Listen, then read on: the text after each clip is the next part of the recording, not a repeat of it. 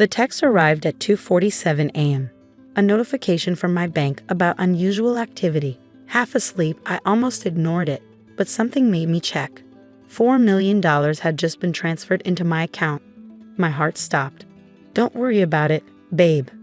Go back to sleep," James mumbled beside me, rolling over. That's when I knew he had finally done it. After months of suspicious behavior and cryptic phone calls, my husband had crossed a line he couldn't come back from. My name is Alexandra Weber, and at 34, I discovered my husband of 8 years had been using my identity to embezzle millions from his company. But let me back up and explain how we got here. I met James at a charity gala in Manhattan. He was charming, successful, and seemed to have everything figured out.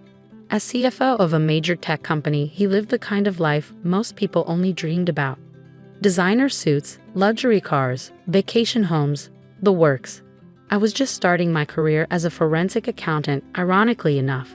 The fact that I specialized in investigating financial crimes would come back to haunt him later. We got married after a whirlwind romance.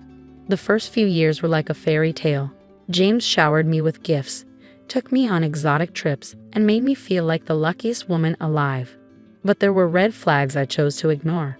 The way he dodged questions about work, the mysterious late-night phone calls, the growing pile of paperwork he'd hide whenever I entered his home office.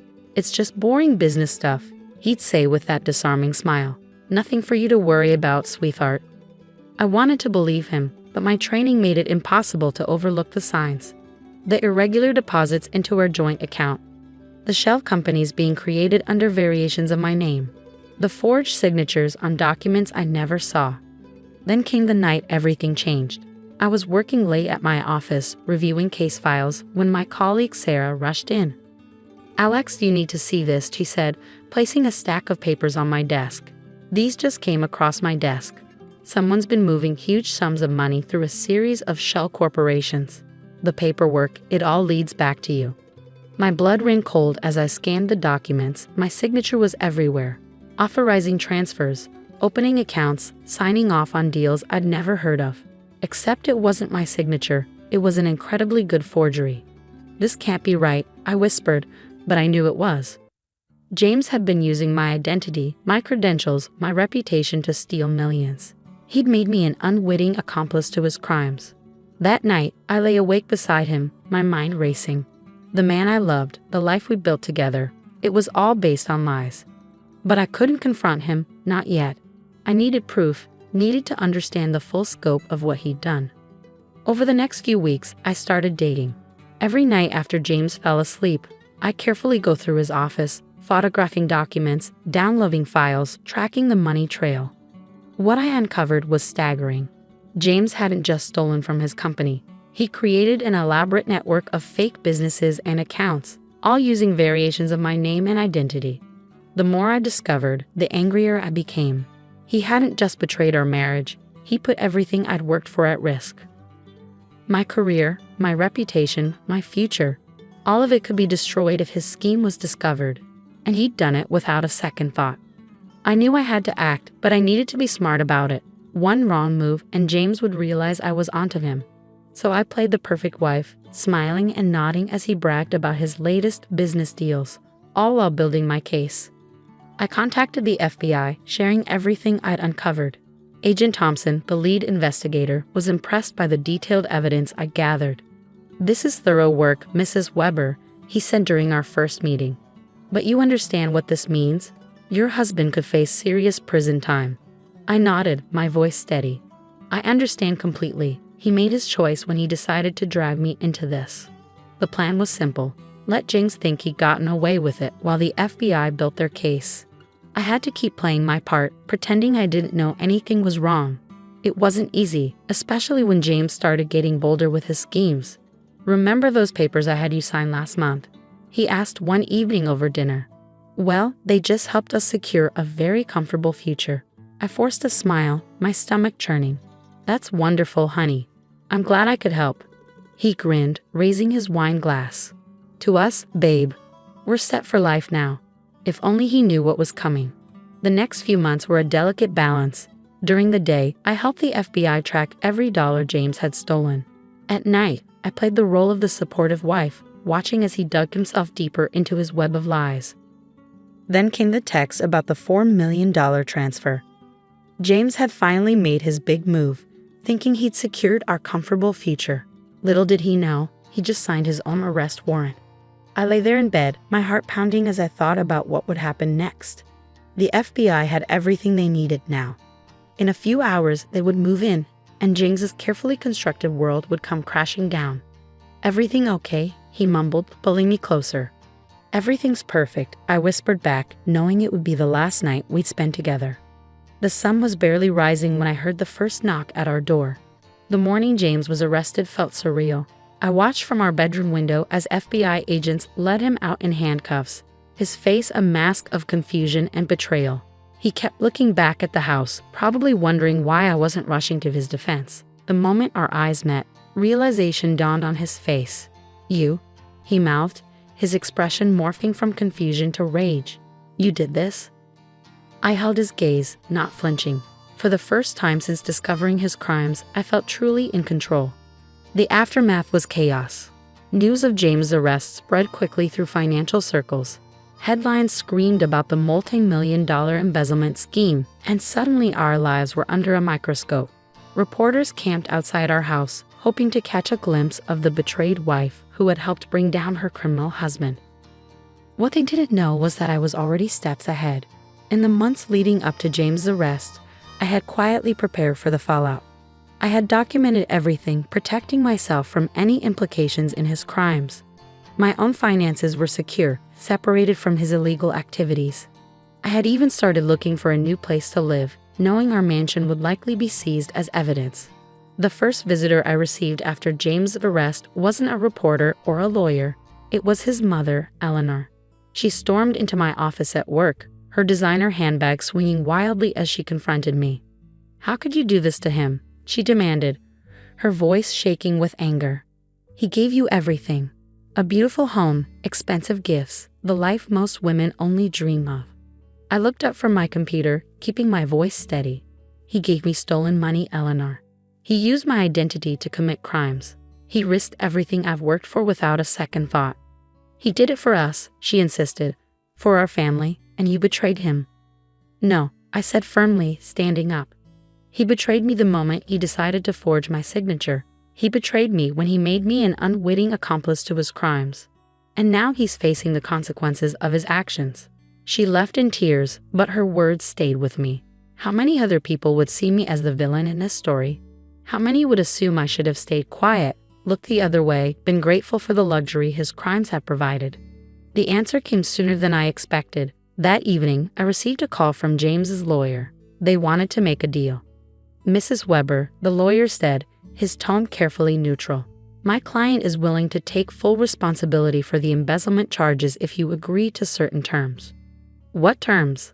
I asked, though I already knew what was coming. "You would need to sign an affidavit stating you had no knowledge of his activities. In return, he'll ensure you keep certain assets, the house, the cars, a generous monthly allowance." I couldn't help but laugh.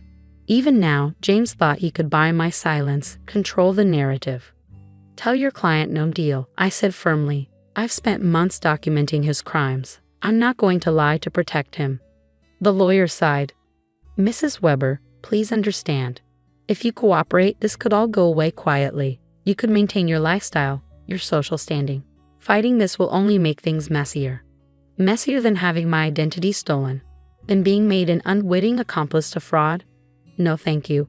I'll take my chances with the truth." After I hung up, I sat in my office for a long time, thinking about everything that had led to this moment. The red flags I'd ignored, the signs I'd dismissed, the gut feelings I pushed aside. Never again would I silence my instincts for the sake of keeping peace. The preliminary hearing was set for a month after James' arrest. I arrived at the courthouse early, dressed in a simple black suit, my head held high. The media frenzy had died down somewhat, but there were still photographers waiting outside, eager to capture my expression as I walked in. James was already there when I entered the courtroom, sitting between his lawyers in an orange jumpsuit. He looked smaller somehow, diminished without his expensive suits and confident smirk. When he saw me, his face hardened into a mask of hatred. The evidence against him was overwhelming. bank records, forged documents, witness testimonies. It all painted a clear picture of his crimes. But what really sealed his fate was my testimony. I spoke for over 2 hours, detailing everything I had discovered. The forged signatures, the shell companies, the elaborate network of fraud he had built using my identity. With each word, I could see James's composure cracking. Finally, he snapped. "She's lying," he shouted, jumping to his feet. "She knew everything. She benefited from all of it." The judge ordered him to sit down, but the damage was done. His outburst only confirmed what the evidence already showed. He was guilty, and he was desperate. The judge's decision was swift. James would be held without bail until his trial, deemed a flight risk due to the extensive financial resources he had hidden away. As they led him out of the courtroom, he tried one last time to catch my eye, but I refused to look at him. That chapter of my life was over. Outside the courthouse, reporters swarmed around me, shouting questions. "Mrs. Weber, how does it feel to bring down your own husband? Did you suspect anything before discovering the fraud? What made you decide to go to the FBI?" I paused on the courthouse steps, thinking carefully about my response. Finally, I turned to face the cameras. "I did what any honest person would do," I said clearly. "I chose truth over comfort, integrity over luxury. My husband didn't just steal money. He stole my identity, my trust, and my reputation. But he couldn't steal my principles." The following weeks were a blur of legal meetings and court appearances. James's empire was slowly dismantled, his hidden accounts uncovered, his stolen millions traced and seized. Through it all, I focused on rebuilding my life. I moved out of our mansion into a modest apartment, something I could afford on my own salary. I threw myself into my work, using my experience to help other victims of financial fraud. Slowly but surely, I reclaimed my identity, not as James Weber's wife, but as Alexandra Weber, forensic accountant and fraud investigator. 6 months after James's arrest, I received a letter from him in prison. His handwriting was shaky, different from the confident scrawl I remembered. "Alex," it began, "I know you probably hate me, but please try to understand. Everything I did for us. We could have had it all. The perfect life, no financial worries, everything we ever dreamed of. Why couldn't you just look the other way?" I read the letter twice, then carefully fed it through my paper shredder. He still didn't get it. To him, a perfect life meant luxury at any cost. He couldn't understand that I'd rather live honestly in a small apartment than luxuriously on stolen money. A year after James' arrest, I sat in another courtroom, watching as he was sentenced to 15 years in federal prison. He had finally pleaded guilty, faced with overwhelming evidence and no hope of acquittal. As the judge read out his sentence, I felt no satisfaction, no triumph, just relief that it was finally over. Outside the courthouse, Eleanor was waiting for me. Her face was lined with grief, but there was something else in her expression, understanding, maybe even respect. "I was wrong about you," she said quietly. "I thought you were being selfish, but you were just being honest. James, he made his own choices." I nodded, accepting her words but not meeting them. I had made peace with my decisions long ago. Today, 2 years after James's arrest, my life looks very different. I've built a successful practice specializing in helping victims of financial fraud. I teach seminars on identity theft protection, sharing my story as a warning to others. And most importantly, I've learned to trust my instincts again. Sometimes, late at night, I think about James sitting in his prison cell, probably still believing I betrayed him. He'll never understand that his real betrayal wasn't stealing the money. It was stealing my trust, my identity, my right to choose my own path. But that's okay. I don't need him to understand. I know who I am now, and that's something no one can steal from me again.